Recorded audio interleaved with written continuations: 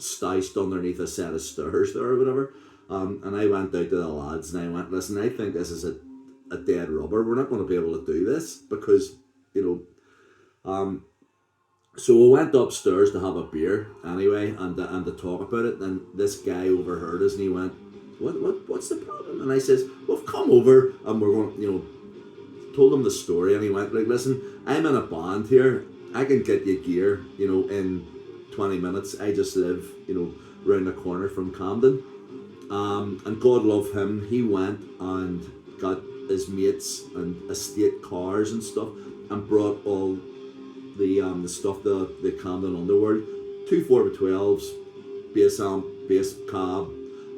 We used the drums that were there, sort of thing, and we set it all up totally and utterly sort of. I can't remember the guy's name, and he's hardly going to be watching these, but thank you so much, you know, for. But it's just one of those typical things that happens in the rock fraternity, you know. So it was like no thanks whatsoever to the Camden Underworld themselves or the promoter, who we didn't actually really even find out.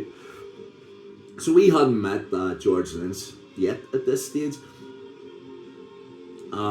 So we set up the equipment that was given to us, and then we sound checked as Storm Zone first, and then we did Breaking the Chains, Docking song.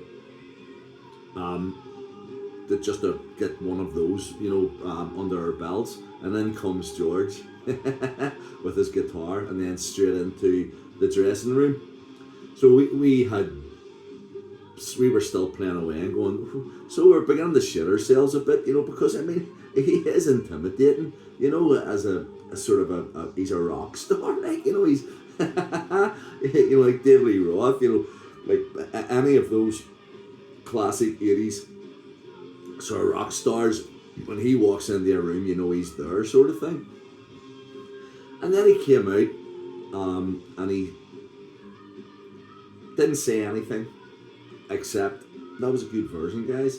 And we went, well, thank you, George, because that's the version, you know, that we'll be playing later on, but you'll be playing guitar, you know, like along with the thing.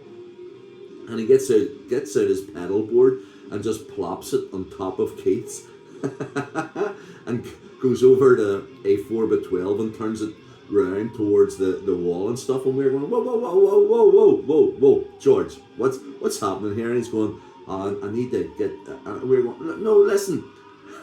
And this is whenever we realised within 5 minutes of having George Lynch on our stage that we could talk to him, you know, in a way that we never thought possible, you know, because I basically said to him, you know, wise up, big lad, that's where Keith's going, you know, we've got this spot over here for you. You know, he said, no, but I usually like being over on stage left. And I said, yes, we were told that, but we were told that you liked stage left, but as you look at the stage, you know, so that's actually stage right, you know. So that's what you've got. And then Keith went, no, it's okay, we'll rearrange it. So we rearranged everything, set everything over to one side, and moved George's stuff over to the left, so that his pedals were there and his amp and his what that turning the 4x12, you know, away from himself, you know, towards a wall thing was well, we just left it. Every, you know, guitarists usually like to hear the drive, you know, of the thing.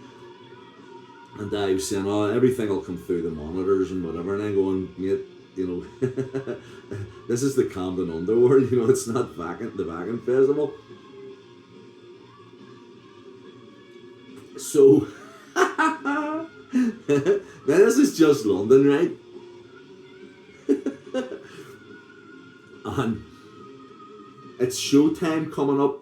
Just before showtime, God love him, in comes Steve Strange, you know, and he came into us all and he went, I wasn't going to, you know, he says, bit of a a poor turnout tonight, sort of thing. And I looked out, there were a couple of hundred people there. So I was saying to Steve, it's a lot more than than I was actually expecting. So I says have you got beers and stuff? And I said, yeah, well, we're giving, a few beers or whatever, but we've drunk them. So, well, do you want to, if you want one, go to the bar. He says, no. And he says, come on, me. And we walked into George Lynch's dressing room, and Steve just grabbed 12 beers, 2 6-packs, and just says, we're taking these, George, okay? And he did, he knew him, and George didn't even drink, really, I mean, he would have had a half pint, of Smithwick's or something. But so he didn't care. But all of a sudden, we had more beers, back and his dressing room was cleared out, basically. So we went on and did our set, 45 minutes, and as Storm Zone we were great, and we were a lot more, we were just a wee melodic band back then, so we were doing Spellbound and Beating of a Heart and all the kind of emeraldy songs. Came off, went into our wee bit, and then says, right, let's get changed quickly. And before I had left, I had said, we'll be seeing you again soon, but maybe, with, a different guy and a different persona sort of thing. So we're all changed and ready to go on stage. And we're going, right, somebody go and tell George we're going on now, because, I mean, there's curfew and everything. So somebody went in and then came back and said, problem. What's the problem? George is sleeping. So he went into the room, and there he was, flat out along like a sort of a bench sort of thing, coped. So he shook him and said, George, come on, let's go. We're on stage, and we're going to open with Wicked Sensation, And I was all fired up for it, and so he hadn't even changed, you know what I mean? He was wearing a pair of jogging bottoms and like a sort of a leather blazer sort of thing.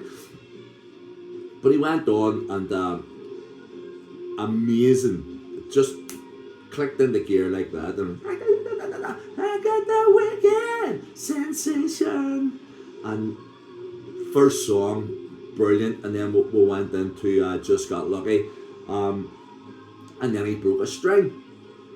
So we're going, right, okay, what the hell are we going to do here, and then George says, I'll go backstage and change the string, because we didn't have a technician or anything. And I went, fucking hell, 2 songs in, everything going great, twang sort of thing. So he went off with his guitar, and then I said to Keith, I don't trust him, to go back there and change that quickly. You're the fastest guy I've ever known at changing a guitar string, so will you go and do it, and then that'll get him back on stage quicker, sort of thing. So that was dead on, and then everybody's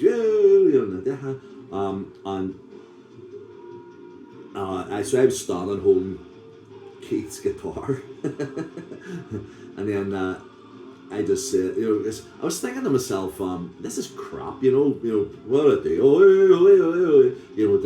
A couple of hundred people or whatever.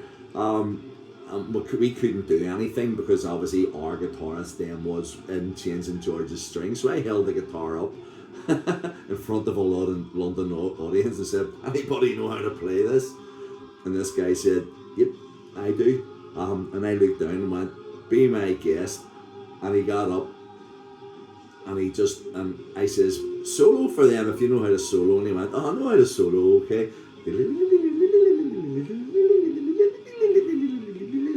And he was the fucking Dragon Force guitarist. And I remember Keith coming out once he had changed George's string and seeing this guy going, with his guitar, and coming up to me and went, you were holding that, and I went, I know, but what was it going to do, Keith? You know, we needed to entertain the audience. So the guy got a big, reaction sort of thing. Keith put the guitar on. I'm going, right, okay.